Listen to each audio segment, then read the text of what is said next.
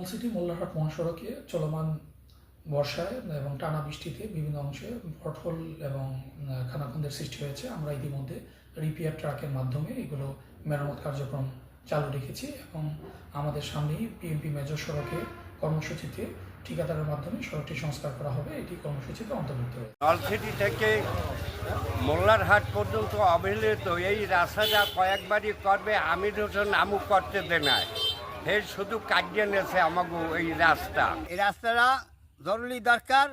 উপজেলার বর্ডার মোল্লারহাট থেকে মোল্লারহাট যাওয়ার একমাত্র রাস্তা এটা।